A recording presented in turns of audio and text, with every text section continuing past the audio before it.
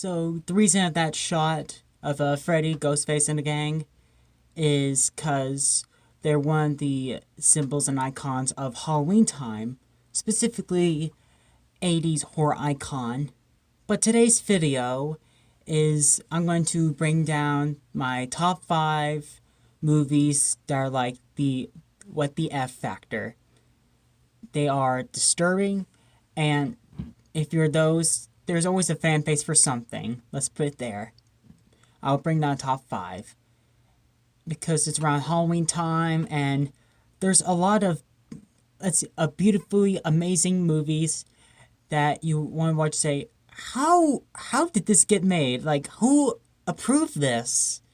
And so, here we go. To the Criterion Collection. The gritty and frenetic filmmaking adds to the overall tension and puts us in the shoes of its main lead as he navigates his day-to-day interactions with those who want nothing to do with him. And that all adds up when you consider that Bronstein is a frequent collaborator with the Safdie brothers. Frownland, I'm fascinated by it, which says a lot about me. Don't see this, here's the advice. Do not see this on a date or with friends, depending on the kind of friends you have. It's kind of like a modern day Eraserhead, basically. It's one of those where it's in a category of great movies that I will never ever watch again. Brilliant, but very emotional, traumatizing. It's one of those mind Fs that afterwards you want to take as many showers and purge this from your memory. The director, Ronald Bronstein, it took him 6 years to edit and direct it, with actor Dory Mann, who had the courage and patience to sustain this, is beyond me. If you watch this movie, you'll understand why. Well, they haven't spoke to each other since then, and if you watch this film, you'll understand why. In the movie, you're locked in with the most insecure human being on the planet, just coming apart in each scene, and I wouldn't recommend, maybe.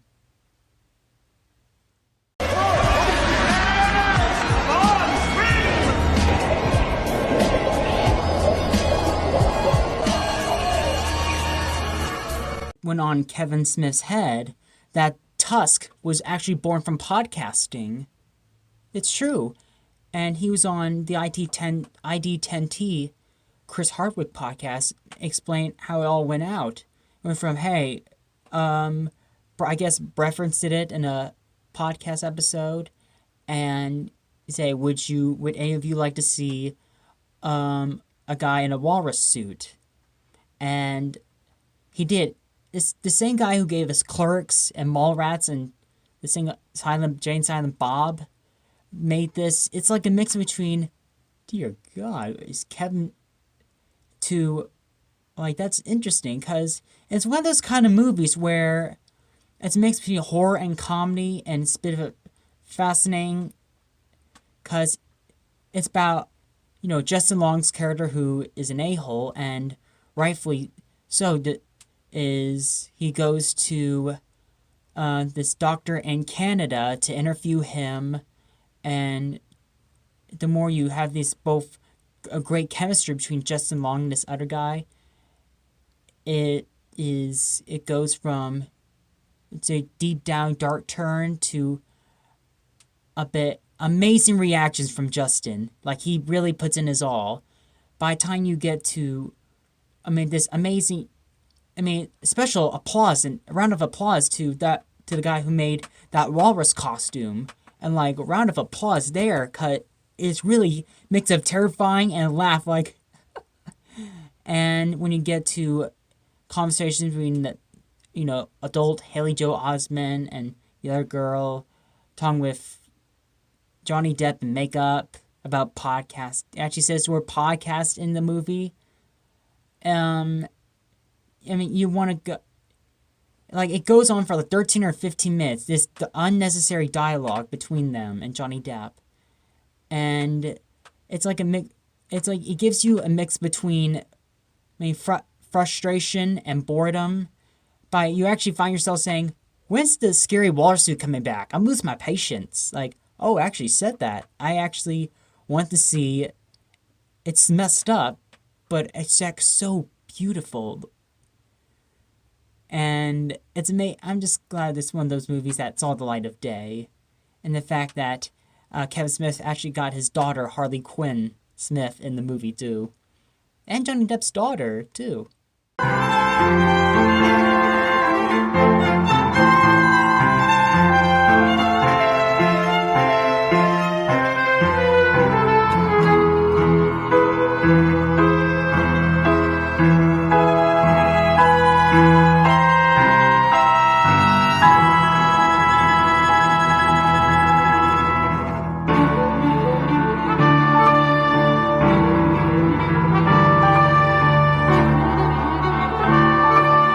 Most people don't bring up the classic as much. I can recommend is the original 1920s version of the Dr. Jekyll and Mr. Hyde, specifically the one with Frederick March.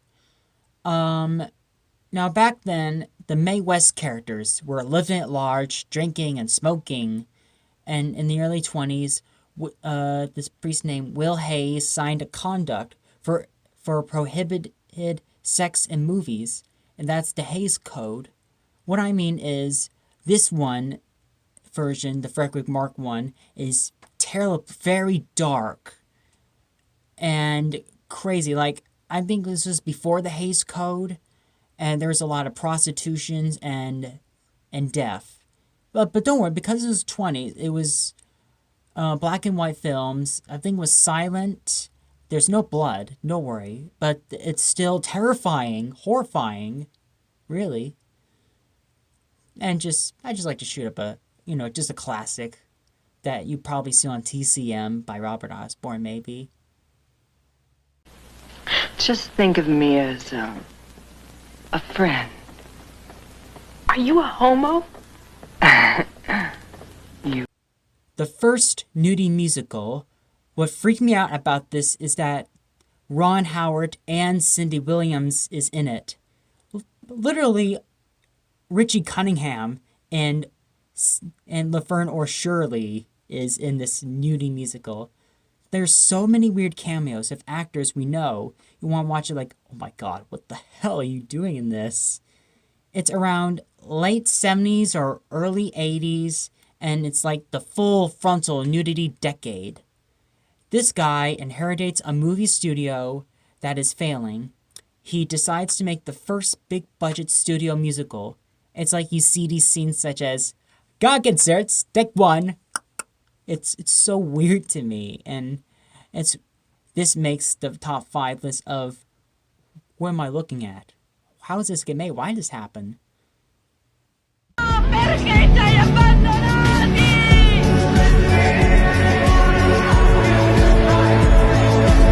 Ooh, Salo, it's kind of one of those kind of movies that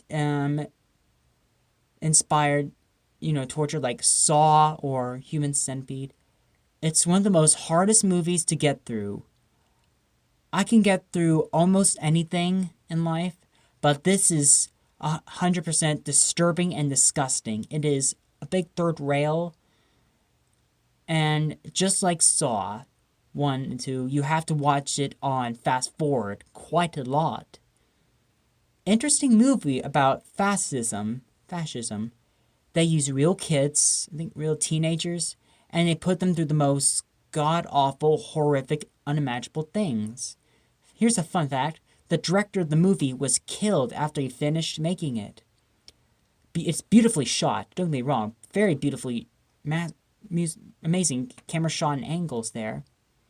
But every time it's kid violence, you just want to just look away, like they're just forced to eat some sort of cat or dog food, and make kids do their own gratification and starve them to death. It will kill the mood at parties. It will.